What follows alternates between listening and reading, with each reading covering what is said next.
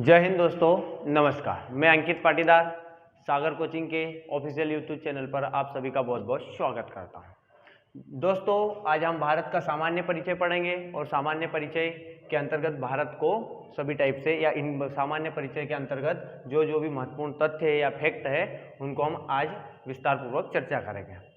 तो बिना देरी किए प्रारंभ करते भारत का सामान्य परिचय।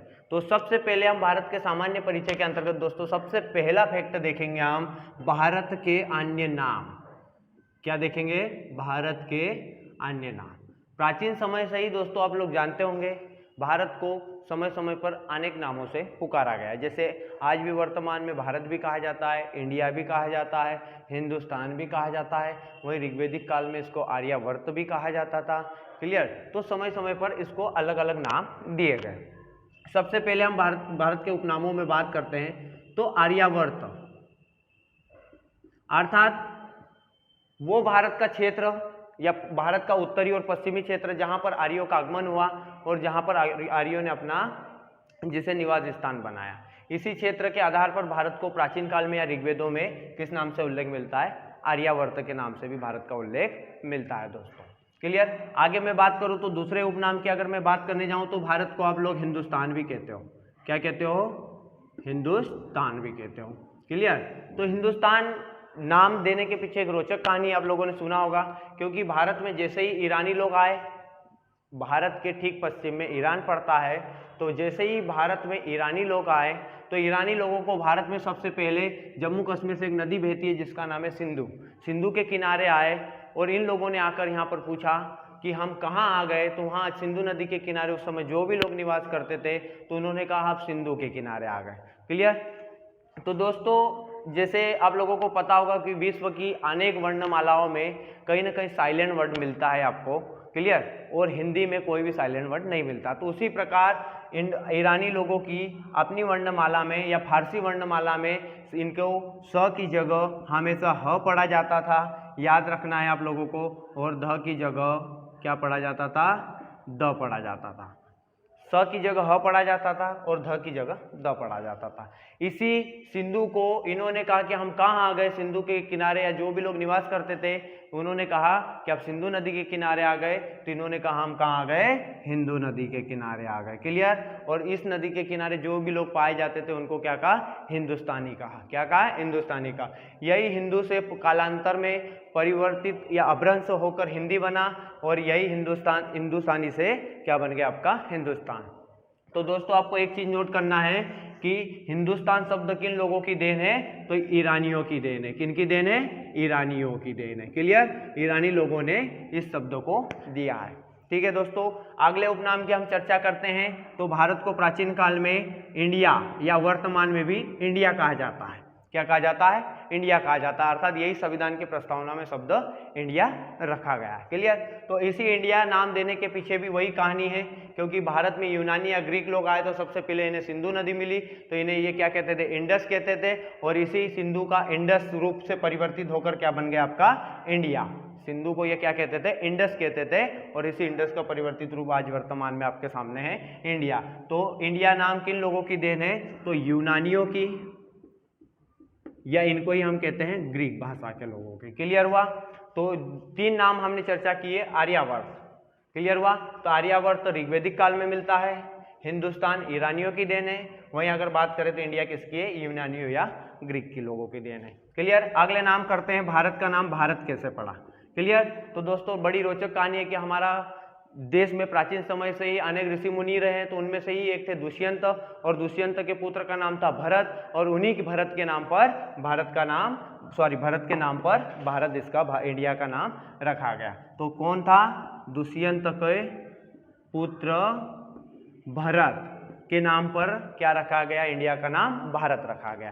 क्लियर दोस्तों? तो ये थोड़े से भारत के उपनाम थे जो समय समय पर अलग अलग लोगों द्वारा दिए गए थे। जैसे हिंदुस्तान ईरानियों की देन है, उसी प्रकार इंडिया यूनानी और ग्रीक लोगों की देन है। वहीं भारत किसने? दुष्यंत के पुत्र भरत के नाम पर इसका नाम भारत पड़ा। क्लियर? जैसे ही हम आगे बढ़ते हैं तो हमने अन्य उपनामों की चर्चा की। इसके आगे हम देखेंगे आप भारत के कुल क्षेत्रफल की बात करेंगे। तो आप लोगों को पता होगा भारत का अगर कुल क्षेत्रफल देखने जाए या क्षेत्रफल की दृष्टि से भारत की बात करें तो विश्व में कौन सा स्थान रखता है? तो दोस्तों आप लोगों ने सुना होगा 7वां स्थान रखता है। क्लियर? तो अगर कुल क्षेत्रफल देखने जाए तो भारत का कितना है? 32,87,263 वर्ग किलोमीटर। कितना है दोस्तों?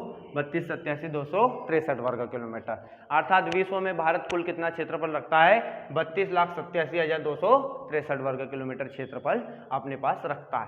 जो विश्व के कुल क्षेत्रफल के अगर संदर्भ में देखें तो ये बनता है 2.43%। कितना बनता है? परसेंट में आंकड़ा अधिकांश पूछा जाता है तो याद रखना कि प्रतिशत में आंकड़ा अधिकांश पूछा जाता है तो संपूर्ण विश्व का कुल कितना प्रतिशत बनता है?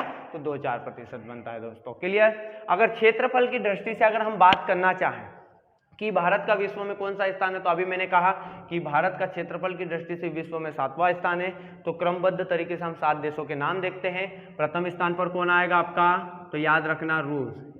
नक्शे में भी आप लोगों ने देखा होगा कि रूस विश्व का सर्वाधिक क्षेत्रफल वाला देश है। या इसके क्षेत्रफल की हम बात करूं मैं तो 1,17,00,000 वर्ग किलोमीटर है। कितना है दोस्तों? 1,17,00,000 वर्ग किलोमीटर में रूस फैला हुआ है। अर्थात विश्व का सर्वाधिक क्षेत्रफल वाला देश कौन सा है? आपका रूस है। दूसरे नंबर पर आपका आ जाता है कनाडा दोस्तों। कौन आ जाता है? कनाडा। इसके अगर क्षेत्रफल की मैं बात करूं तो इसका कुल क्षेत्रफल 99,84,000 वर्ग किलोमीटर है। कितना है? 99,84,000 वर्ग किलोमीटर में आपका कनाडा फैला हुआ है। क्लियर? तीसरे अगर मैं बात करूं आपका तो प्रथम स्थान पर हमेशा याद रखना है रूस। तीसरा स्थान किसका आ जाएगा? कनाडा। और दूसरा स्थान किसका आ जाएगा? कनाडा। तीसरा स्थान किसका आ जाएगा दोस्तों? अमेरिका। किसका आ जाएगा? अमेरिका। चौथा स्थान अगर मैं बात करता जाऊं तो चौथे स्थान पर कौन आ जाएगा आपका? रूस, कनाडा, अमेरिका। अमेरिका के बाद में आपका दोस्तों आएगा चीन। कौन सा आ जाएगा? चीन, या जिसको हम चाइना कहते हैं, जो ठीक भारत के उत्तर पश्चिम में स्थित है। पांचवें स्थान पर आपका देश आ जाएगा ब्राजील। कौन सा आ जाएगा? ब्राजील। और छठा स्थान किसका आ जाएगा दोस्तों? तो याद रखना ऑस्ट्रेलिया का। और 7वां स्थान कौन रखता है? तो आपका भारत। तो क्रमबद्ध तरीके से कम हमें 7 देश तो याद होना चाहिए क्षेत्रफल की दृष्टि से। तो प्रथम स्थान पर कौन आएगा दोस्तों? रूस आएगा। मैंने लिखा भी 1,17,00,000 वर्ग किलोमीटर में फैला हुआ है। क्लियर? दूसरा स्थान किसका आएगा? कनाडा, 99,84,000 वर्ग किलोमीटर में फैला हुआ है। तीसरा अमेरिका, चौथा चीन, पांचवा ब्राजील, छठा आपका ऑस्ट्रेलिया और 7वां भारत। तो भारत विश्व के कुल क्षेत्रफल का कितना प्रतिशत है दोस्तों? 2.43%। उम्मीद करता हूं आप लोगों को ये चीजें समझ में आई होगी। ठीक है, अगले फैक्ट की ओर बढ़ते हैं हम लोग। भारत के सामान्य परिचय में अगला फैक्ट है जनसंख्या। जनसंख्या की दृष्टि से देखेंगे कि भारत विश्व में कौन सा स्थान रखता है या भारत की कुल कितनी जनसंख्या है। तो 2011 की जनगणना के अनुसार अगर देखना चाहे तो भारत की कुल जनसंख्या कितनी है दोस्तों? तो आपको पता होगा 121 करोड़ है। क्लियर? तो पूरा आंकड़ा देखना चाहे जो 2011 के अंतिम आंकड़े आए तो उसके अनुसार 12, 10, 56, 95, 73 एक 10 अंक का जो मोबाइल नंबर होता है, उसी प्रकार भारत की जनसंख्या के आंकड़े भी आपको मोबाइल नंबर की तरह याद रखना चाहिए या रटे हुए होना चाहिए। क्लियर? तो टोटल मोटा मोटा आंकड़ा देखे या लगभग में आंकड़ा देखे तो 121 करोड़ होगा, लेकिन पूरा आंकड़ा देखने जाए तो 12, 10, 56, 95, 73 होगा। क्लियर दोस्तों? अगर इसको विश्व के संदर्भ में देखें कितनी कुल जनसंख्या रखता है तो ये विश्व के संदर्भ में अगर देखें कितना प्रतिशत है तो 17.5% जनसंख्या विश्व की कहाँ निवास करती है? भारत में निवास करती है दोस्तों, भारत में पाई जाती है। क्लियर? अगर जनसंख्या की दृष्टि से स्थान देखना चाहे हम भारत का तो विश्व में आप लोगों को पता होगा कि भारत का कौन सा स्थान है? दूसरा स्थान है दोस्तों। आप लोगों को यह भी पता होगा कि प्रथम स्थान पर कौन सा है? तो चीन है दोस्तों। कौन सा है? चीन। अर्थात विश्व का सर्वाधिक जनसंख्या वाला देश कौन सा है? चाइना। और दूसरा स्थान कौन रखता है? भारत। उसी प्रकार तीसरा स्थान कौन रखेगा दोस्तों? अमेरिका। कौन रखता है? अमेरिका। तीसरा स्थान कौन रखता है दोस्तों? अमेरिका। चौथा स्थान की अगर मैं बात करूं तो आपका कौन सा आ जाएगा? इंडोनेशिया। कौन सा आ जाएगा? इंडोनेशिया दोस्तों। अगले हम स्थान की बात करने जाएंगे तो 5वें स्थान पर आपका कौन सा देश आ जाएगा? ब्राजील। कौन सा आ जाएगा? ब्राजील। क्लियर? और छठे स्थान पर आपका कौन सा आ जाएगा? सबसे पड़ोसी देश, आतंकवाद का जन्मदाता, पाकिस्तान। समझ में आया? और 7वें स्थान पर आ जाएगा आपका बांग्लादेश। कौन सा आ जाएगा? बांग्लादेश दोस्तों। तो कम से कम जनसंख्या की दृष्टि से हमें क्रमबद्ध 7 राज्य या विश्व के 7 देश तो याद होना ही चाहिए। तो प्रथम स्थान पर कौन आएगा आपका चाइना, जिसकी जनसंख्या विश्व में सर्वाधिक है। दूसरे स्थान पर कौन आ जाएगा भारत, जो विश्व की कुल जनसंख्या का कितना प्रतिशत अपने पास रखता है, तो 17.5% जनसंख्या विश्व की कहाँ निवास करती है, भारत में निवास करती है। क्लियर हुआ। अगर तीसरा स्थान देखना चाहे तो अमेरिका, चौथा स्थान देखना चाहे तो इंडोनेशिया, क्लियर, पांचवा स्थान देखना चाहे तो ब्राजील, छठा स्थान देखना चाहे तो पाकिस्तान और सातवां स्थान देखना चाहे तो बांग्लादेश आपका होगा। उम्मीद करता हूं दोस्तों आप लोगों को ये चीज समझ में आई होगी। अगली बात करते हैं हम भारत की अवस्थिति की, अर्थात अवस्थिति के अंतर्गत हम अक्षांश और देशांतर की दृष्टि से भारत को कहीं ना कहीं हम देखेंगे कि भारत अक्षांश और देशांतर की दृष्टि से किस गोलार्ध में या कितनी कितनी अक्षांश रेखा है या कहां से लेकर कहां तक कौन से अक्षांश रेखा होकर जाती है। क्लियर। तो अब अगला फैक्टर की बात करेंगे, भारत की अवस्थिति। क्लियर हुआ। तो दोस्तों आप लोगों ने हमेशा एक लाइन पढ़ते होंगे कि भारत अक्षांश की दृष्टि से उत्तरी गोलार्ध, कौन से गोलार्ध, उत्तरी गोलार्ध, और देशांतर की दृष्टि से पूर्वी गोलार्ध में स्थित है, पूर्वी गोलार्ध में स्थित है। हमने दो चीजें पढ़नी यहाँ पर भारत की अवस्थिति में। सबसे पहले हमने देखा कि भारत अक्षांश की दृष्टि से उत्तरी गोलार्ध में स्थित है, तो देशांतर की दृष्टि से पूर्वी गोलार्ध में। हाँ दोस्तों, हम भारत की अवस्थिति के बारे में चर्चा कर रहे थे। तो हमने देखा कि भारत अक्षांश की दृष्टि से उत्तरी गोलार्ध में स्थित है, वहीं देशांतर की दृष्टि से पूर्वी गोलार्ध में स्थित है। तो थोड़ा इसको चर्चा करते हैं कि किस दृष्टि से हम देखते हैं कि उत्तरी गोलार्ध क्यों बोलते हैं, कभी हम उत्तरी की जगह दक्षिणी क्यों नहीं बोल पाते, कभी पूर्वी की जगह हम पश्चिमी क्यों नहीं बोल पाते। क्लियर। दोस्तों आपने सुना होगा पृथ्वी गोल है, ठीक है, क्लियर हुआ। तो आप लोगों ने देखा होगा मानचित्र या ग्लोबों पर जो मानव द्वारा काल्पनिक रेखाएं खींची गई, नक्शों पर, या आप जिसको मानचित्र कहते हो या ग्लोब कहते हो, पर मानव द्वारा जो काल्पनिक रेखाएं खींची गई, उन्हीं काल्पनिक रेखाएं जो पश्चिम से पूर्व की ओर खींची गई उन्हें हम अक्षांश रेखाएं कहते हैं। क्लियर। और उत्तर से दक्षिण की ओर खींची गई रेखाओं को हम क्या कहते हैं, देशांतर रेखाएं कहते हैं दोस्तों। तो अब सबसे पहले हम अक्षांश की बात करते हैं, जो पश्चिम से पूर्व की ओर मानव द्वारा जो काल्पनिक रेखाएं खींची गई उन पर चर्चा करते हैं थोड़ा। पश्चिम से पूर्व की ओर पृथ्वी के बीचों बीच से एक रेखा खींची गई है, जो पृथ्वी को दो बराबर भागों में बांट रही है। उस रेखा को वैज्ञानिकों ने 0 डिग्री अक्षांश रेखा नाम दिया। क्या नाम दिया, 0 डिग्री अक्षांश रेखा नाम दिया, या इसे ही को हम कहते हैं भूमध्य रेखा। 0 डिग्री अक्षांश के ठीक उत्तर में कौन सा गोलार्ध आएगा, उत्तरी गोलार्ध। दोस्तों कौन सा गोलार्ध आएगा, उत्तरी गोलार्ध आएगा। और इसके ठीक दक्षिण में ये गोलार्ध कौन सा कहलाएगा, पूरा आपका दक्षिणी गोलार्ध कहलाएगा। क्या कहलाएगा, दक्षिणी गोलार्ध कहलाएगा। क्लियर। तो 0 डिग्री पर जब हम खड़े होकर देखते हैं तो भारत की स्थिति हमें 0 डिग्री के ठीक उत्तर में नजर आती है। इसीलिए हम कह देते हैं कि अक्षांश की दृष्टि से अगर देखा जाए तो भारत कहाँ स्थित है, उत्तरी गोलार्ध में। दोस्तों कहाँ स्थित है, उत्तरी गोलार्ध में। वही 0 डिग्री, जैसे आपका 0 डिग्री अक्षांश रेखा पृथ्वी के बीचों बीच से खींची गई थी, ठीक उसी प्रकार आपका पृथ्वी के बीचों बीच से उत्तर से दक्षिण की ओर एक रेखा खींची गई है, जिसको हमने नाम दिया 0 डिग्री देशांतर रेखा, जो पृथ्वी को बराबर 2 भागों में बांट रही है।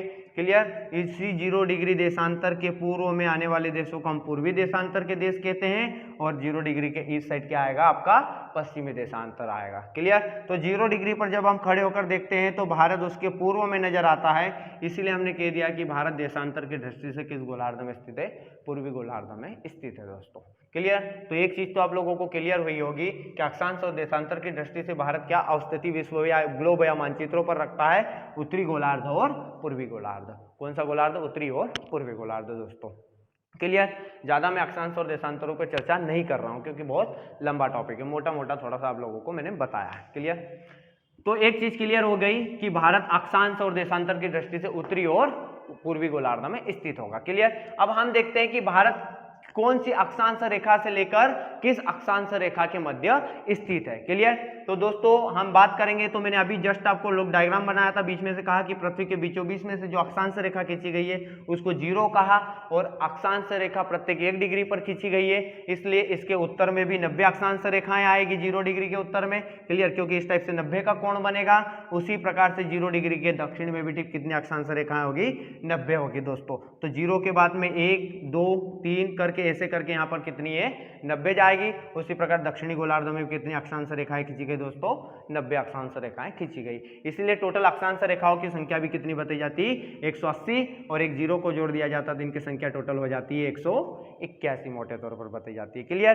तो अब इन्हीं में से देखेंगे कौन सी अक्षांश रेखा से किस अक्षांश रेखा के मध्य भारत स्थित है दोस्तों। तो आप लोगों ने सुना होगा भारत का अक्षांशीय विस्तार के अंतर्गत अगर मैं देखूं तो यहाँ पर लिख देता हूं अक्षांशीय विस्तार। तो भारत 8 डिग्री 4 से या 8 डिग्री 4 से उत्तरी, क्योंकि उत्तरी गोलार्ध में है अर्थात उत्तरी अक्षांश में है, तो हम क्या लिखेंगे, उत्तरी अक्षांश से प्रारंभ होकर कहां तक चले जाता है, तो याद रखना है 37 डिग्री 6 उत्तरी अक्षांश तक भारत स्थित है। भारत के सर्वाधिक दक्षिणी या कन्याकुमारी की मुख्य भूमि से गुजरने वाली कौन सी अक्षांश रेखा होगी, 8 डिग्री 4। क्लियर हुआ। उसके बाद में 8 के बाद में आगे बढ़ेंगे 9 10 11 12 ऐसे करके कितनी डिग्री तक फैला हुआ है, 37 डिग्री 6 तक भारत फैला हुआ है। क्लियर। समझ में आ रहा होगा दोस्तों। तो भारत के दक्षिणी क्षेत्रों से होकर गुजरने वाली अक्षांश रेखा कौन सी है, तो ये बता देना 8 डिग्री 4 उत्तरी अक्षांश रेखा। और भारत के सर्वाधिक उत्तरी क्षेत्रों से गुजरने वाली रेखा कौन सी है, तो दोस्तों बता देना 37 डिग्री 6 उत्तरी अक्षांश। क्लियर हुआ। तो भारत का अक्षांश विस्तार कहां से कहां तक है, 8 डिग्री 4 उत्तरी अक्षांश से लेकर 37 डिग्री 6 उत्तरी अक्षांश तक भारत स्थित है। क्लियर हुआ दोस्तों। आगे हम बढ़ते हैं। तो अब यहाँ पर एक लॉजिकली क्वेश्चन पूछा जाता है कभी कभी कि भारत से बताइए कितनी अक्षांश रेखाएं होकर गुजरती है। तो एक सिंपल सा क्वेश्चन है आप लोगों के लिए, 37 में से 8 माइनस कर देना, आपका एग्जिट आंसर निकल आएगा, आपके सामने होगा। क्लियर। तो लगभग आपकी 29 कितनी 29 अक्षांश रेखाएं होकर भारत से गुजरती है। कितनी अक्षांश रेखाएं होकर गुजरती है, 29 अक्षांश रेखाएं भारत से होकर गुजरती है दोस्तों। समझ में आया होगा। अगले हम बात करते हैं भारत के देशांतरीय विस्तार के। किसकी बात करते हैं, भारत के देशांतरीय विस्तार के दोस्तों। तो भारत का देशांतरीय विस्तार पूर्वी देशांतरीय विस्तार के अंतर्गत आएगा, क्योंकि भारत देशांतर की दृष्टि से किस गोलार्ध में स्थित है, पूर्वी गोलार्ध में। ठीक 0 डिग्री रेखा के समान ही आप लोगों को प्रत्येक पृथ्वी संपूर्ण पृथ्वी गोल है, 360 डिग्री का कोण बनाती है, प्रत्येक 1 डिग्री पर एक देशांतर रेखा खींची गई है, इसीलिए देशांतर रेखाओं की टोटल संख्या कितनी हो जाती है, 360 हो जाती है। तो दोस्तों याद रखना 0 डिग्री देशांतर रेखा के पूर्व में भी कितनी देशांतर रेखाएं होगी, 180 होगी, और उसके पश्चिम में भी कितनी देशांतर रेखाएं होगी दोस्तों, तो 180 देशांतर रेखाएं होगी। इस प्रकार देशांतर रेखाओं की टोटल संख्या मैं बात करूं तो कितनी हो जाती है, 360। कितनी हो जाती है दोस्तों, 360 हो जाती है। क्लियर हुआ। तो इसी टाइप से भारत भी पूर्वी गोलार्ध में स्थित है। क्लियर। तो 0 से लेकर 180 देशांतर रेखाओं में से कुछ देशांतर रेखाएं भारत से होकर गुजरती होगी। क्लियर। या इन रेखाओं के मध्य भारत कहीं न कहीं स्थित होगा। क्लियर। तो हम यही देखेंगे कि किस रेखा से लेकर किस रेखा तक भारत का देशांतरीय विस्तार स्थित है। क्लियर। तो देशांतरीय विस्तार में हम शुरुआत में देखेंगे तो भारत के जो पश्चिमी अर्थात भारत की सर्वाधिक पश्चिमी सीमा से होकर गुजरने वाली जो देशांतर रेखा है, क्लियर, उसका नाम है आपका 68 डिग्री 7 पूर्वी देशांतर रेखा। कौन सी आएगी, पूर्वी देशांतर रेखा दोस्तों। तो भारत 68 डिग्री 7 पूर्वी देशांतर रेखा से प्रारंभ होकर कहां तक फैला हुआ है, 97 डिग्री 25 पूर्वी देशांतर रेखा तक, पूर्वी देशांतर रेखा तक फैला हुआ है दोस्तों। तो समझ में आया होगा। अर्थात भारत के सर्वाधिक पश्चिमी क्षेत्रों से होकर गुजरने वाली देशांतर रेखा कौन सी है, 68 डिग्री 7 पूर्वी देशांतर रेखा। कौन सी, पूर्वी देशांतर रेखा। क्लियर। इसके बाद आगे बढ़ेंगे 68 के बाद में आप लोगों का आएगा 69, 70, 71, 72, 73, 74, 75, 76, 77। इस करते ऐसे करते करते हम भारत के सर्वाधिक पूर्वी क्षेत्रों से होकर गुजरने वाली कौन सी रेखा होगी आपकी, 97 डिग्री 25 पूर्वी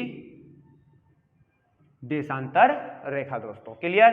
तो भारत अक्षांश की दृष्टि से 8 डिग्री 4 से लेकर 37 डिग्री 6 उत्तरी अक्षांश में स्थित है, वही देशांतर की दृष्टि से 68 डिग्री 7 से लेकर 97 डिग्री 25 पूर्वी देशांतर में स्थित है दोस्तों। तो मेरे हिसाब से ये चीजें समझ में आई होगी। दूसरी बात करते हैं, जैसे अभी मैंने आपको कहा कि भारत से कितनी टोटल अक्षांश रेखाएं होकर गुजरती है, तो आप लोगों ने वैसे ही माइनस किया था, ठीक उसी प्रकार आपको देशांतर रेखाओं में भी माइनस करके आप आंकड़ा बता सकते हो। तो मैं पूछ लूं कि भारत से कितनी देशांतर रेखाएं होकर गुजरती है, तो दोस्तों आप फट से बता सकते हो 97 में से आपका 68 माइनस करके आप बता सकते हो कि भारत से लगभग 29 या हम अधिक की बात करें या एकदम एजेटिव बात करें तो लगभग 30 देशांतर रेखाएं होकर गुजरती है। कितनी?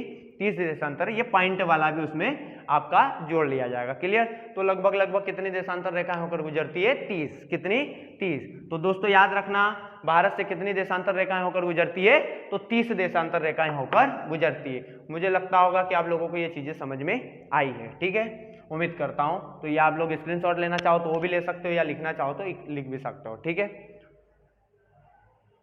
जी हाँ दोस्तों, अगले फैक्टर की बात करते हैं। तो ये हमने भारत के अक्षांश और देशांतर की दृष्टि से क्या स्थिति रखता है भारत में, या ग्लोब पर क्या स्थिति रखता है, ये हमने देखा भारत का। क्लियर। आगे बात करते हैं, अगली बात करते हैं अगले फैक्टर की। थोड़ा सा 1 मिनट यहाँ लिख देता हूँ, पूर्वी देशांतर। क्लियर हुआ। अब अगले फैक्टर की असामान्य परिचय में देख रहे थे, तो अगले फैक्टर की हम बात करते हैं। या अगला महत्वपूर्ण तथ्य आपका होगा कि दोस्तों आप लोगों ने कई बार सुना होगा कि भारत का सर्वाधिक, या आप सर्वाधिक कह सकते हो पूर्वी बिंदु, और भारत का सर्वाधिक पश्चिमी बिंदु। पश्चिम में कौन सा सर्वाधिक स्थित है? तो गुजरात। सर्वाधिक पूर्व में क्या स्थित है? तो आपका अरुणाचल प्रदेश। इन दोनों राज्यों के मध्य समय में 2 घंटे का अंतर आता है। कितने घंटे का अंतर आता है दोस्तों? 2 घंटे का। अर्थात भारत के सर्वाधिक पूर्वी बिंदु और सर्वाधिक पश्चिमी बिंदु अर्थात गुजरात और अरुणाचल प्रदेश में समय के मध्य 2 घंटे का अंतर आता है। तो कैसे, हम थोड़ा सा इसको सुलझा लेते हैं। क्लियर हुआ। मैंने कहा थोड़ा देशांतर रेखाओं की ओर चलना पड़ेगा। क्लियर। उन्हीं से हमें पता चल पाएगा कि अंतर कैसे आ रहा है। तो आगे हम बढ़ते हैं। तो हमने देखा कि पृथ्वी गोल है, मैंने अभी आपको कहा था। क्लियर। पृथ्वी क्या है दोस्तों? गोल है। तो किसी भी गोले का या कोई भी वस्तु गोल है तो संपूर्ण कोण कितने डिग्री का होगा? 360 डिग्री का होगा। क्लियर। तो आप लोगों को यह भी पता है कि प्रत्येक 1 डिग्री पर एक देशांतर खींची गई है, इसलिए इनकी संख्या कितनी हो गई? 360 हो गई। कितनी हो गई? 360। तो पृथ्वी गोल है, 360 डिग्री का कोण बनाती है। तो पृथ्वी आप लोगों को पता होगा 360 डिग्री घूमने में कितना समय लेती है, तो आप लोग दोस्त जानते होंगे पृथ्वी 24 घंटे में, कितने घंटे में? 24 घंटे में कितने डिग्री घूम लेती है? 360 डिग्री, मतलब 12 घंटे का दिन और 12 घंटे की रात, इसीलिए तो होती है। क्लियर हुआ। अर्थात 360 डिग्री घूमने में पृथ्वी कितने समय का ले रही है? 24 घंटे। क्लियर। तो इस घंटों को हम मिनट में कन्वर्ट कर सकते हैं, तो 24 में 60 का भाग गुणा कर देंगे तो आपका आंसर आ जाएगा 1440 मिनट। अर्थात मैं ये कह सकता हूं कि पृथ्वी 360 डिग्री घूमने में जो 24 घंटे ले रही थी, वही पृथ्वी 360 डिग्री घूमने में मिनट में मैं बात करूं तो कितने लगी? 1440 मिनट। अर्थात 1440 मिनट में पृथ्वी कितनी डिग्री घूम रही है दोस्तों? 360 डिग्री घूम रही है। तो मैं ये कह सकता हूं कि 1 डिग्री घूमने में पृथ्वी को कितना समय लगेगा? अरे 1440 मिनट में जब 360 घूम रही है तो 1 डिग्री घूमने में कितना मिनट लगेगा? तो हम सीधी सी बात है 1440 में 360 का भाग दे देंगे, 0 0 36 चौक 144। अर्थात मैं ये कह सकता हूं कि 360 डिग्री घूमने में 1440 मिनट लग रहे थे, तो 1 डिग्री घूमने में पृथ्वी को कितना लगेगा? 4 मिनट। अर्थात 1 डिग्री से दूसरी डिग्री की ओर जाएंगे तो समय में कितना अंतर आएगा दोस्तों? 4 मिनट का अंतर आएगा। अर्थात 0 डिग्री से हम बढ़ेंगे, 1 डिग्री देशांतर तक जाएंगे तो समय में कितना अंतर आ जाएगा? 4 मिनट का अंतर आ जाएगा। क्लियर। तो आप लोगों को ये पता चल गया कि एक देशांतर से दूसरी देशांतर तक जाने में समय में 4 मिनट अंतर आता है। तो मैंने कहा कि भारत से कुल कितनी देशांतर होकर गुजरती है, तो आपको अभी जस्ट मैंने बताया था कि भारत से कुल 30 देशांतर रेखाएं होकर गुजरती है। कितनी गुजरती है? 30 देशांतर रेखाएं होकर गुजरती है। तो एक देशांतर रेखा में समय में 4 मिनट का अंतर आता है, तो 30 देशांतर रेखाओं में समय में कितना अंतर आएगा? तो 4 का गुणा कर दूंगा, 4 3 12 मतलब 120 मिनट, या इसको मैं कह सकता हूं कि 2 घंटे। क्लियर हुआ। अर्थात 68 डिग्री 7 से 97 डिग्री 7 के मध्य कितना समय में अंतर आता है? 2 घंटे का। क्लियर हुआ, अर्थात भारत के पूर्वी राज्यों का समय, क्लियर हुआ, याद रखना पश्चिमी राज्य के समय से 2 घंटे आगे चलता है।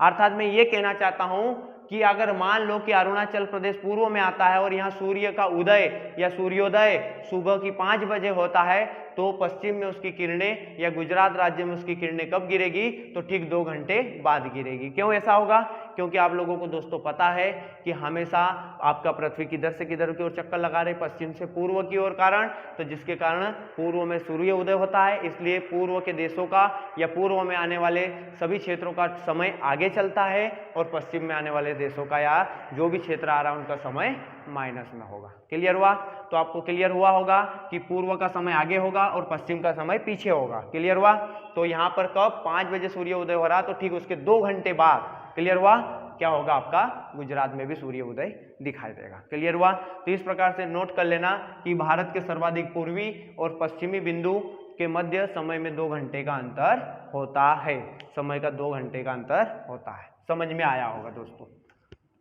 अगले फैक्टर की बात करते हैं, उन्हीं अक्षांश और देशांतरों में ही अभी हम बात करेंगे।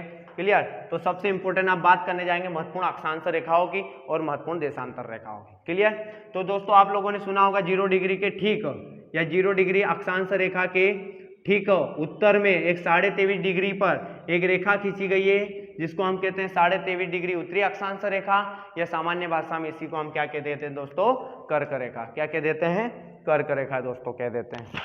उनमें हमने देखा कि 0 डिग्री के ठीक उत्तर में 23.5 डिग्री पर एक रेखा खींची गई है, जिसको हम 23.5 डिग्री उत्तरी अक्षांश रेखा कहते हैं। ठीक उसी प्रकार 0 डिग्री के दक्षिण में भी एक 23.5 डिग्री पर एक रेखा खींची गई है, जिसे हम 23.5 डिग्री दक्षिणी अक्षांश रेखा कहते हैं, और उत्तर वाली को उत्तरी अक्षांश रेखा कहते हैं। इसी 23.5 डिग्री उत्तरी अक्षांश को हम कर्क रेखा कहते हैं। क्या कहते हैं, कर्क रेखा। तो आप लोगों ने सुना होगा कर्क रेखा, आप लोगों ने सुना होगा कि कर्क रेखा आपका एशिया महाद्वीप, अफ्रीका महाद्वीप, एशिया महाद्वीप, अफ्रीका महाद्वीप और आपका उत्तर अमेरिका महाद्वीप, 3 महाद्वीपों से पृथ्वी पर होकर गुजरती है। क्लियर हुआ, इन्हीं 3 महाद्वीपों में अगर एशिया महाद्वीप की मैं बात करूं तो एशिया महाद्वीप की ये लगभग 8 देशों से होकर गुजरती है। उन्हीं 8 देशों से एक देश आपका भारत है, जहां से कर्क रेखा होकर गुजर रही होगी। डायग्राम में दोस्तों आप लोगों को दिख रहा होगा, ये कर्क रेखा मैंने दर्शाया है। क्लियर हुआ, तो इस टाइप से ये कर्क रेखा भारत से है या भारत के बीचों बीच से होकर गुजर रही है। क्लियर हुआ, तो एशिया महाद्वीप के 8 देश में भारत भी आता है। क्लियर, तो याद रखना है आप लोगों को एशिया महाद्वीप के कितने देशों से होकर गुजर रही, तो 8 देशों से होकर गुजर रही। क्लियर हुआ, उनमें से एक आपका भारत भी है। क्लियर हुआ दोस्तों, 8 देशों के नाम भी देखना चाहो तो लगभग देख सकते हो आप लोग। ये आपका एक भारत हो गया, यही बांग्लादेश है, ये म्यांमार है आप लोगों का। क्लियर हुआ, इसके आगे चाइना आएगा, आपका ताइवान आएगा। क्लियर हुआ, म्यांमार आएगा, म्यांमार के बाद में चाइना, ताइवान आएगा, संयुक्त अरब अमीरात आएगा, सऊदी अरब आएगा और ओमान। लगभग इन 8 देशों से ये कर्क रेखा होकर गुजरती है। क्लियर हुआ, तो पुनः हम बात करें कि भारत से कहां से गुजरती है, तो सबसे इंपॉर्टेंट फैक्टर यही है कि भारत से यह रेखा लगभग 8 राज्यों से होकर गुजरती है। तो कर्क रेखा भारत के कितने राज्यों से होकर गुजरती है, तो कर्क रेखा भारत के 8 राज्यों से होकर गुजरती है दोस्तों। ये 8 राज्य हमें याद होना चाहिए किसी भी हाल में। कर्क रेखा भारत के 8 राज्यों से होकर गुजरती है। क्लियर, तो 8 राज्यों की हम बात करेंगे क्रमबद्ध तरीके से। सबसे पहला राज्य यहाँ पर देख भी सकते हो आप लोग दोस्तों, ये आपका मिजोरम है, मिजोरम से भी होकर जा रही है। तत्पश्चात ये आपका त्रिपुरा आ जाएगा। क्लियर हुआ, आपका कौन कौन सा आ जाएगा, पहला मिजोरम आ जाएगा, दूसरा त्रिपुरा आ जाएगा, तीसरा पश्चिम बंगाल आ जाएगा, चौथा झारखंड आ जाएगा, पांचवा छत्तीसगढ़ आ जाएगा, छठा मध्य प्रदेश आ जाएगा, सातवां आप लोगों का राजस्थान आ जाएगा और 8वां गुजरात होगा। क्रमबद्ध तरीके से या अपने घर पर नक्शा हो तो उस पर देख कर भी आप देख सकते हो या स्पष्ट उस पर दर्शाया गया होगा कि ये रेखा किन किन राज्यों से होकर गुजर रही है। तो नाम लिखते हैं हम लोग, पहला कौन सा आएगा दोस्तों, मिजोरम, दूसरा क्रमबद्ध तरीके से लिख रहे त्रिपुरा, तीसरा पश्चिम बंगाल, कौन सा आएगा दोस्तों, पश्चिम बंगाल। क्लियर, चौथे राज्य की मैं बात करूं तो आपका आ जाएगा झारखंड। क्या आ जाएगा, झारखंड। क्लियर हुआ। पांचवें राज्य की मैं बात करूं तो छत्तीसगढ़, कौन सा आ जाएगा, छत्तीसगढ़। छठे राज्य की मैं बात करूं तो आपका आ जाएगा दोस्तों मध्य प्रदेश, कौन सा आ जाएगा, मध्य प्रदेश। अगले राज्य की मैं बात करूं तो राजस्थान, कौन सा आ जाएगा, राजस्थान। अगले राज्य की मैं बात करूं तो कौन सा आ जाएगा आपका, गुजरात, कौन सा आ जाएगा, गुजरात। तो दोस्तों ये 8 राज्य आप नोट भी कर सकते हो या स्क्रीनशॉट भी ले सकते हो। तो आपको क्रमबद्ध तरीके से याद होना चाहिए कि कौन कौन से राज्यों से होकर गुजर रही है। तो मिजोरम, त्रिपुरा, पश्चिम बंगाल, झारखंड, छत्तीसगढ़, मध्य प्रदेश, राजस्थान और गुजरात। क्लियर हुआ। तो ये 8 राज्य आपको क्रमबद्ध तरीके से याद होना, या तो मैंने ग्लोब या नक्शे पर भी आप लोगों को आसानी से दर्शाया है। क्लियर हुआ।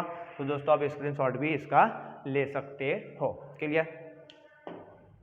अगले फैक्टर की ओर बढ़ते हैं। तो ये तो हमने कर्क रेखा के बारे में जाना, इसी में थोड़ा सा कर्क रेखा में और अंदर की ओर जाने की कोशिश करते हैं।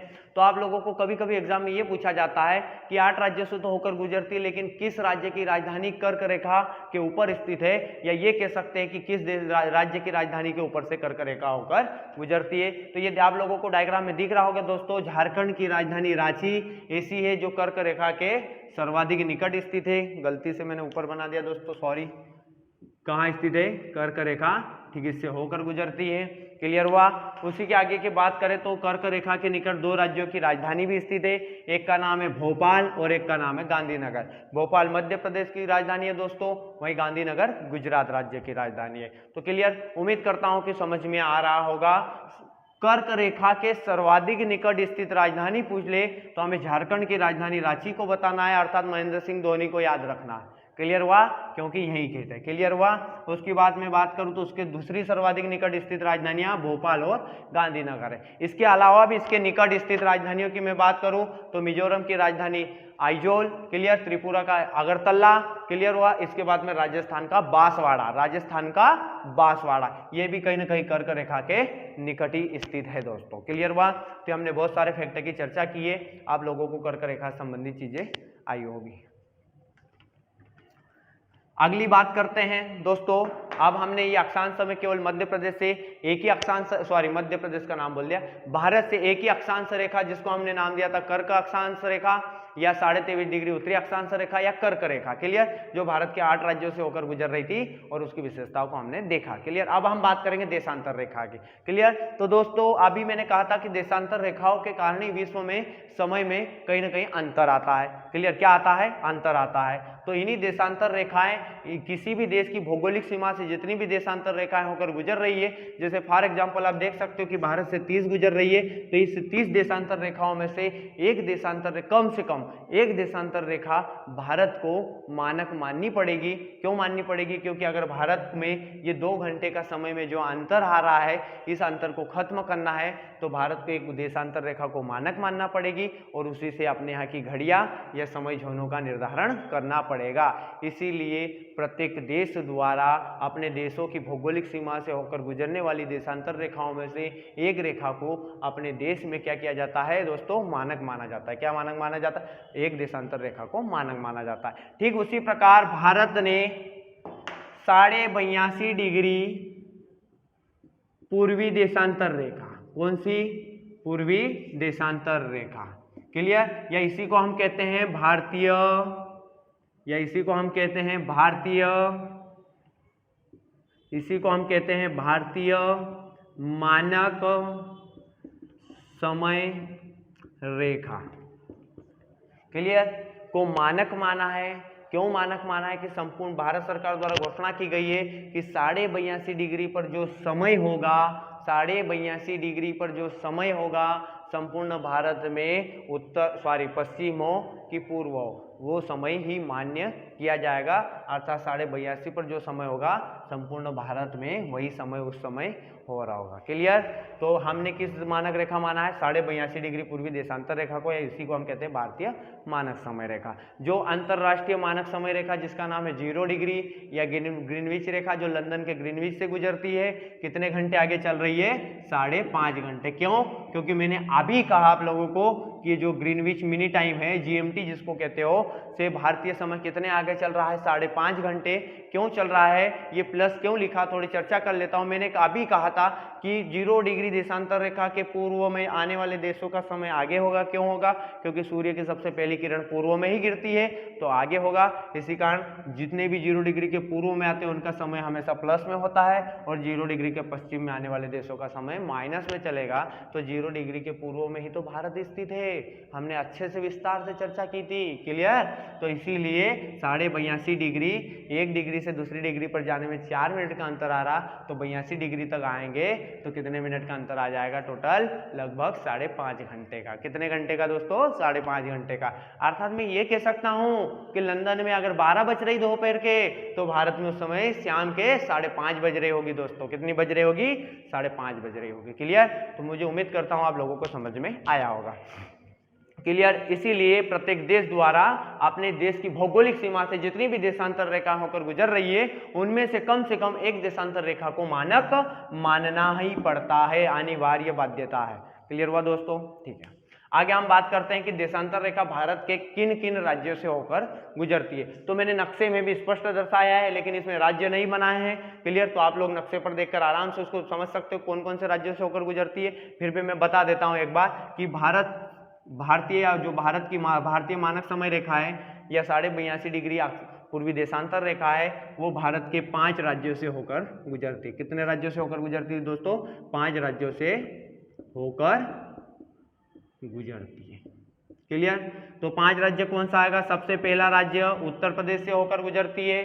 क्लियर, उत्तर प्रदेश से। यहाँ पर एक और महत्वपूर्ण विशेषता है कि इसी रेखा को उत्तर प्रदेश के इलाहाबाद में, यहीं पर इलाहाबाद आता है। क्लियर, उत्तर प्रदेश के इलाहाबाद में दोस्तों इसको क्या, इलाहाबाद का एक नैनी नामक क्षेत्र है, वहीं पर इसको मानक माना गया है, मानक माना गया है। क्लियर, तो इस रेखा को उत्तर प्रदेश से गुजरती है, तो उत्तर प्रदेश के इलाहाबाद में ही क्या किया गया है, मानक माना गया है दोस्तों। क्लियर, दूसरे राज्य की मैं बात करूं तो दूसरा राज्य आपका आ जाएगा छत्तीसगढ़। कौन सा आ जाएगा, छत्तीसगढ़। तीसरे राज्य की मैं बात करूं तो आपका आ जाएगा मध्य प्रदेश। कौन सा आ जाएगा, मध्य प्रदेश। दोस्तों पता होगा मध्य प्रदेश का एकमात्र जिला सिंगरौली है, जहां से भारतीय मानक समय रेखा यह 82.5 डिग्री रेखा होकर गुजरती है। क्लियर हुआ। अगले राज्य की मैं बात करूं तो चौथा राज्य आ जाएगा आपका ओडिशा, और 5वें राज्य की मैं बात करूं तो आपका आ जाएगा दोस्तों आंध्र प्रदेश। कौन सा आ जाएगा, आंध्र प्रदेश। इसीलिए कहा था कि भारत के कितने राज्यों से होकर गुजरती, 5। उत्तर प्रदेश। उत्तर प्रदेश की दूसरी विशेषता है कि इस रेखा को उत्तर प्रदेश के इलाहाबाद के नैनी में ही क्या किया गया है, मानक माना गया है। क्लियर हुआ।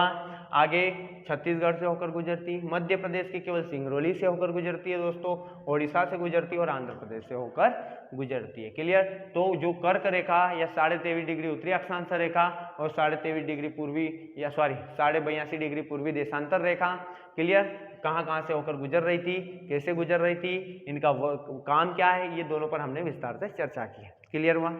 अब आगे बढ़ते हैं तो थोड़ा इसी में देख लेते हैं, एक फैक्ट है मोस्ट इंपोर्टेंट। क्लियर, क्योंकि आप क्वेश्चनों का लेवल बढ़ने लग गया है तो थोड़ा विशेष ध्यान देना कि ये दोनों रेखाएं आपस में भारत में कहाँ एक दूसरे को काटती है। दोस्तों एग्जाम में पूछ ले तो बता देना, मोस्ट इंपोर्टेंट है, नोट कर लेना कि ये दोनों रेखाएं अर्थात 82.5 डिग्री पूर्वी देशांतर रेखा और 23.5 डिग्री उत्तरी अक्षांश रेखा, जिसको हमने क्या कहा था, कर्क, ये दोनों आपस में छत्तीसगढ़ राज्य जिसका नाम है सीजी, छत्तीसगढ़ राज्य का एक जिला है जिसका नाम है सूरजपुर। क्या है, सूरजपुर। छत्तीसगढ़ राज्य के सूरजपुर जिले में ये दोनों रेखाएं आपस में एक दूसरे को काटती है, एक दूसरे को काटती है। क्लियर हुआ।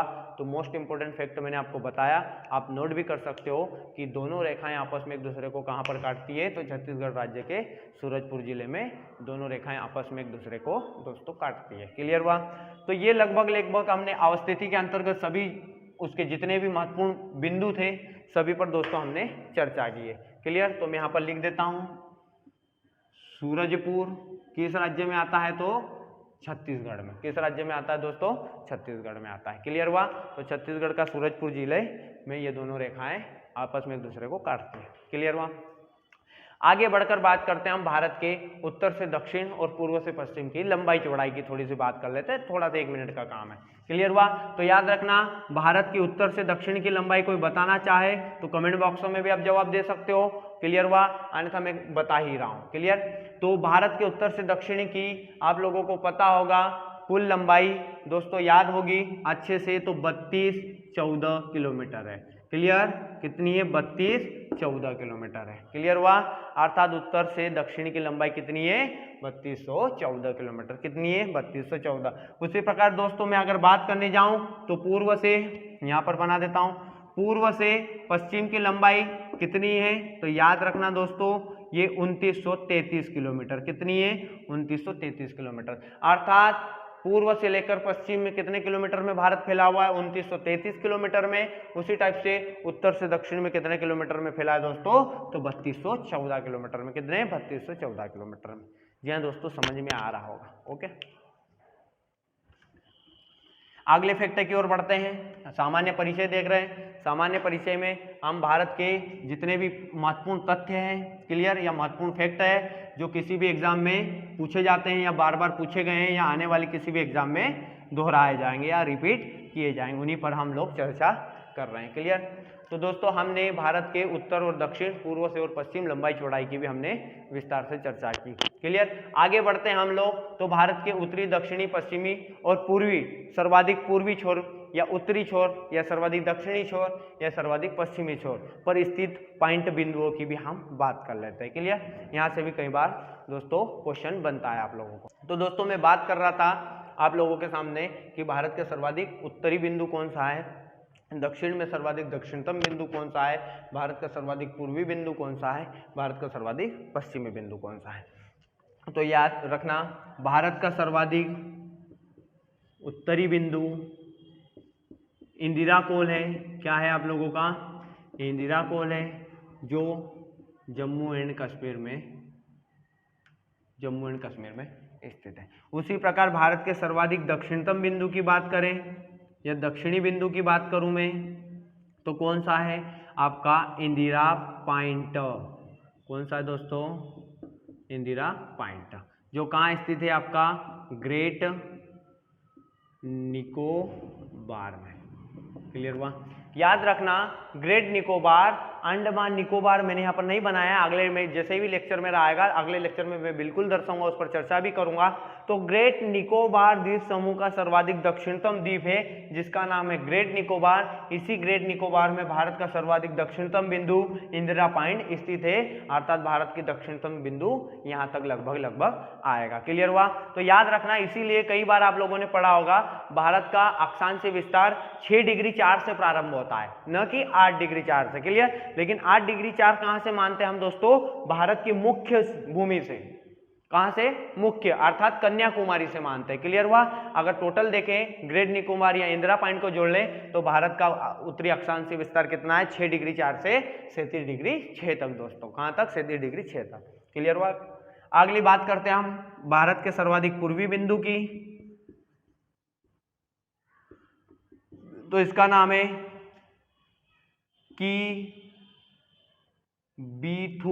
कीबुथु, ये इसी को कहते हैं कोलांग टाउन। कोलांग टाउन कहाँ पर पड़ता है? ये अरुणाचल प्रदेश में। एपी लिख दिया मैंने दोस्तों। क्या लिख दिया? एपी, अरुणाचल प्रदेश में पड़ता है। क्लियर हुआ?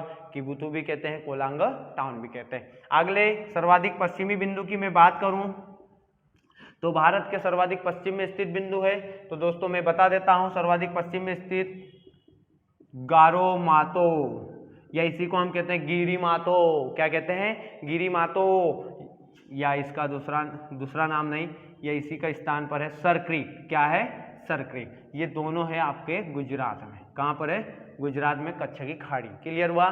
तो भारत का सर्वाधिक उत्तरी बिंदु इंदिरा कोल है दोस्तों। क्या है? इंदिरा कोल है। भारत का सर्वाधिक दक्षिणतम बिंदु इंदिरा पॉइंट है जो ग्रेट निकोबार में स्थित है। भारत का सर्वाधिक पूर्वी बिंदु किबिथु है जो कोलांग टाउन में स्थित है, और भारत का सर्वाधिक पश्चिमी बिंदु गारो मातो है जो गुजरात राज्य में, गिरी मातो है जो गुजरात राज्य में स्थित है दोस्तों। क्लियर। तो हमने भारत के सर्वाधिक पूर्वी, उत्तरी, दक्षिणी, पूर्वी, पश्चिमी चारों सर्वाधिक छोर या अंतिम छोर पर स्थित बिंदुओं की बात भी की। क्लियर हुआ दोस्तों। नोट भी कर सकते हो या स्क्रीनशॉट भी ले सकते हो। क्लियर। अब इसी में हम आगे बात करेंगे भारत की स्थलीय सीमा की। क्लियर हुआ। किसकी बात करेंगे? भारत की स्थलीय सीमा की। तो सबसे पहले हम भारत के स्थलीय सीमा से लगे हुए देशों के नाम देखेंगे कि भारत की स्थलीय सीमा से कौन कौन से देश लगे हुए हैं। तो दोस्तों ये यहाँ से लेकर भारत की स्थलीय सीमा यहाँ तक आप लोगों को कहीं ना कहीं चली आती है। क्लियर हुआ। तो ये भारत की स्थलीय सीमा से लगे हुए हम देशों के नाम देखेंगे, अर्थात कितने देशों की सीमा भारत के साथ स्थलीय सीमा साझा करती है या बनाती है, उस पर चर्चा करेंगे। तो दोस्तों डायग्राम में देख रहे हो आप लोग, आपको दिख रहा होगा कि सबसे पश्चिम में स्थित कौन सा है? भारत के पश्चिम में पाकिस्तान स्थित है। ठीक है। पाकिस्तान के थोड़ा उत्तर में जाएंगे तो जम्मू कश्मीर या लद्दाख वाले क्षेत्र में कौन सा आ जाएगा? अफगानिस्तान आ जाएगा। क्लियर। उसके आगे बढ़ेंगे तो आपका कौन सा आ जाएगा? चाइना आ जाएगा। कौन सा आ जाएगा? चाइना। इसके बाद में यहाँ पर आप देख रहे हो उत्तर प्रदेश और बिहार के ठीक उत्तर में नेपाल आएगा। क्लियर। उसी प्रकार आप अरुणाचल प्रदेश के पश्चिम में देख रहे हो या असम के ठीक उत्तर में देख रहे हो कौन सा राज्य आ जाएगा? आपका भूटान। BH मतलब भूटान। वहां पर लिखने की जगह नहीं थी दोस्तों, तो मैंने उसको क्या लिख दिया? BH लिख दिया। तो ये कौन सा आएगा? भूटान आएगा। क्लियर। भारत के ठीक पूर्व में स्थित म्यांमार का नाम देख रहे होंगे आप लोग, ये म्यांमार लिखा हुआ है जो भारत के ठीक है कहां पर स्थित है? पूर्व में। क्लियर। और आपका पश्चिम बंगाल या कह सकते हैं पश्चिम बंगाल और 7 सिस्टर राज्यों के मध्य क्या स्थित है? आपका बांग्लादेश। क्या स्थित है दोस्तों? बांग्लादेश।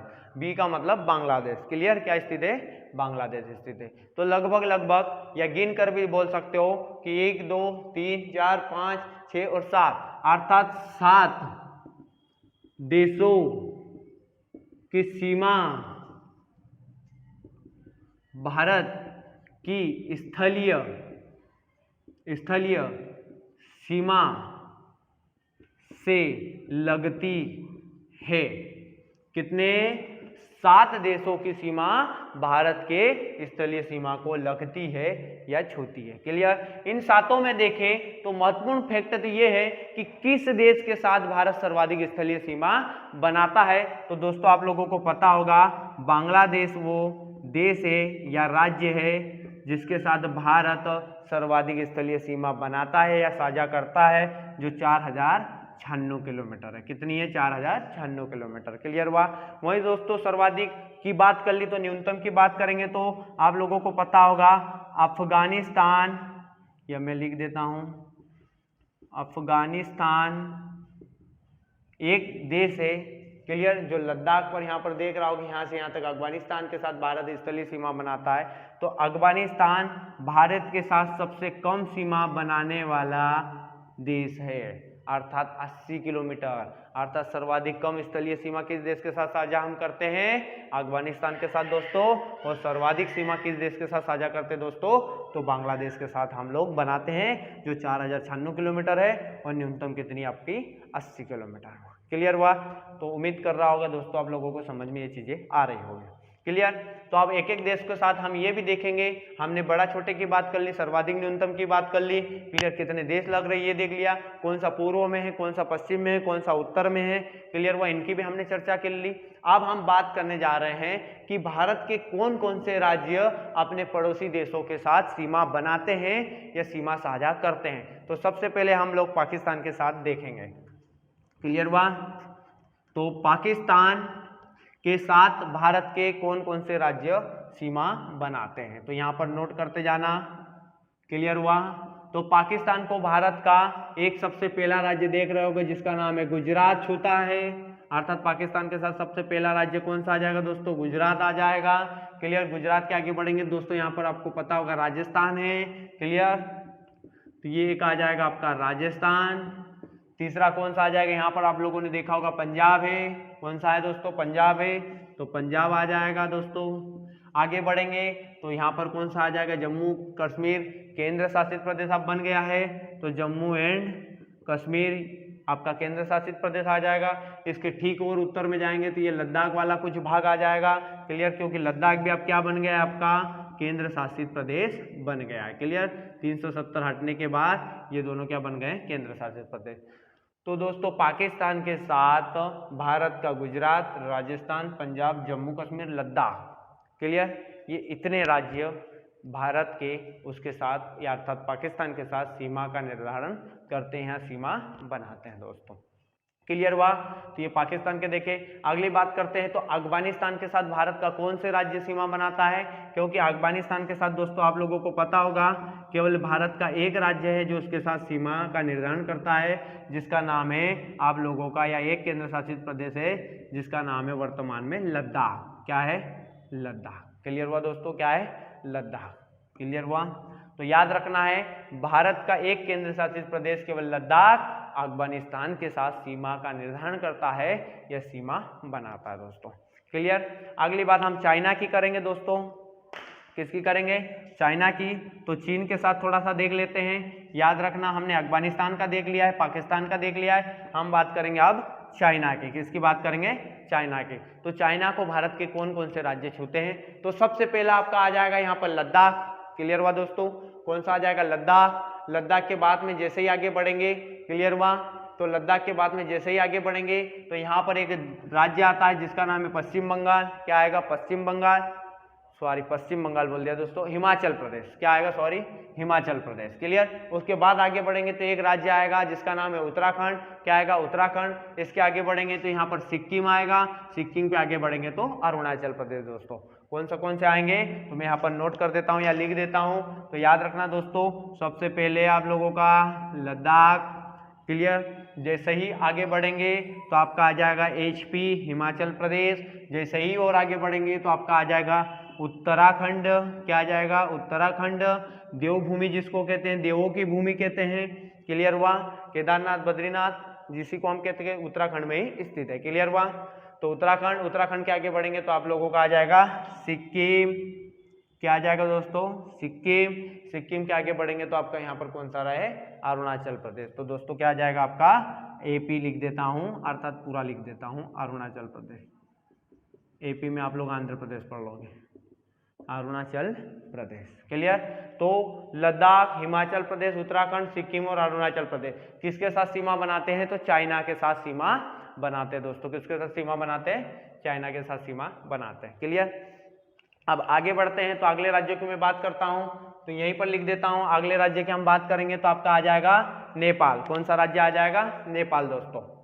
क्लियर। तो नेपाल को कौन कौन से छूते हैं यहीं पर आप लोगों को दर्शा देता हूं, थोड़ा सा याद रखना।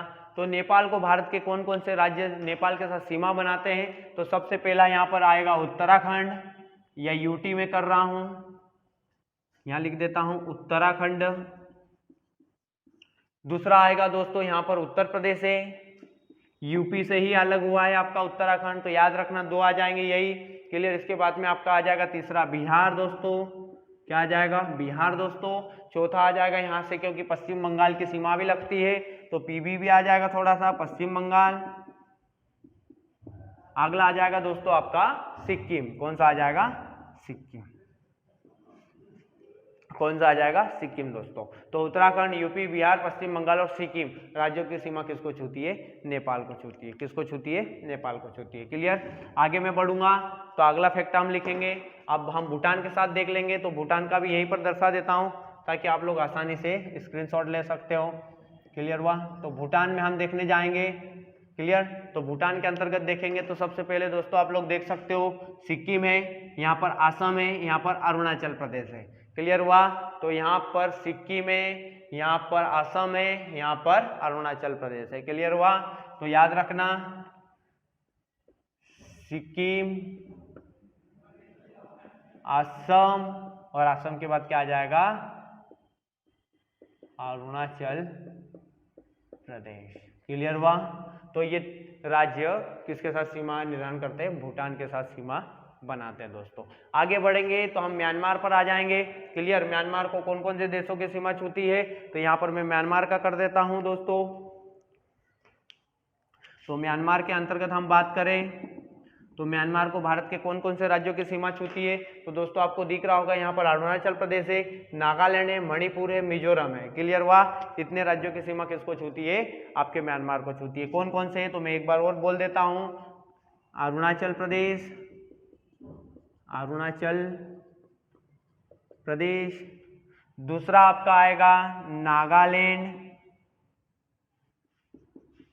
नागालैंड दोस्तों, तीसरा आपका आएगा मणिपुर, मणिपुर, और चौथा आएगा आपका मिजोरम दोस्तों। कौन सा आएगा? मिजोरम दोस्तों। कौन सा आएगा? मिजोरम आएगा। क्लियर? इसी के बाद हमारे पास एक केवल बचा है बांग्लादेश। तो बांग्लादेश को कौन कौन से राज्यों की सीमा स्पर्श करती है? तो मैं यहाँ पर लिख देता हूँ। क्लियर? तो बांग्लादेश कौन कौन से राज्यों की सीमा स्पर्श करती है, थोड़ा सा इसी को देख लेते हैं। ये हमारा लास्ट बचा है केवल। क्लियर? तो बांग्लादेश को भारत के कौन कौन से राज्य छूते हैं या जिसके साथ सीमा बनाते हैं, तो उनमें सबसे पहला हम देखेंगे, ये आपका मिजोरम दिख रहा होगा, त्रिपुरा दिख रहा होगा, त्रिपुरा के बाद में यहाँ पर मेघालय आता है दोस्तों, यहाँ पर आपका असम आता है और पश्चिम बंगाल आता है। क्लियर? तो सबसे पहला हम लिखेंगे पश्चिम बंगाल। क्या लिखेंगे दोस्तों? पश्चिम बंगाल। दूसरा आपका कौन सा आ जाएगा उसके बाद में? असम दोस्तों। असम के बाद कौन सा आ जाएगा आपका? मेघालय। कौन सा आ जाएगा? मेघालय आ जाएगा दोस्तों। मेघालय से आगे बढ़ेंगे तो कौन सा आ जाएगा? त्रिपुरा आ जाएगा। क्लियर हुआ? त्रिपुरा। क्लियर? त्रिपुरा के बाद आगे बढ़ेंगे तो आपका कौन सा आ जाएगा? मिजोरम दोस्तों। कौन सा आ जाएगा? मिजोरम। अर्थात याद रखना है दोस्तों, त्रिपुरा भारत का एकमात्र राज्य है जिसको बांग्लादेश ने तीनों ओर से घेर रखा है, इस साइड तीनों ओर से घिरा हुआ है। क्लियर हुआ? तो याद रखना है पश्चिम बंगाल, असम, मेघालय, त्रिपुरा और मिजोरम, अर्थात इतने राज्यों की सीमा आपके बांग्लादेश के साथ, भारत के राज्य इतने देशों की इतने राज्यों की सीमा बांग्लादेश के साथ सीमा बनाते हैं या स्पर्श करते हैं, छूते हैं दोस्तों। क्लियर? तो दोस्तों आज के लेक्चर में हमने इन राज्यों में हमें और भी बाकी कुछ फैक्ट थे, जैसे आप लोग घर पर भी देख सकते हो, नक्शे पर भी देख सकते हो कि भारत का कौन सा राज्य 3 देशों के साथ सीमा बनाता है। तो सिक्किम है नेपाल के साथ, भूटान और चाइना के साथ। तो ऐसे इनको खूब डीप में भी आप स्टडी कर सकते हो या अच्छे से नक्शे पर देख कर अनेक फैक्टर नए नए बना सकते हो या एकत्रित कर सकते हो दोस्तों। क्लियर? तो मैं आज का मेरा लेक्चर यहीं तक है, यहीं से मेरा लेक्चर आज समाप्त करता हूं। क्लियर? अगली जो भी लेक्चर होगा या अगली जो भी क्लास होगी उसमें भारत का सामान्य परिचय ही, अब बाकी जो शेष बचा है उस पर हम चर्चा करेंगे दोस्तों। अगर आज का वीडियो आप लोगों को पसंद आया हो, हमारा पढ़ाना आप लोगों को पसंद आता हो दोस्तों, तो लाइक करना ना भूलें, लाइक करें, अपने दोस्तों तक उसे शेयर करें और सब्सक्राइब करें। और महत्वपूर्ण बात यह है दोस्तों कि बेल आइकन दबाना आप लोग बिल्कुल ना भूलें। क्लियर हुआ? बेल आइकन दबाने से आपका ये फायदा होगा कि अगले वीडियो का नोटिफिकेशन आपके मोबाइल पर आपके सामने होगा दोस्तों। क्लियर हुआ? तो आज का मैं अपना लेक्चर यहीं पर समाप्त करता हूं। जय हिंद दोस्तों।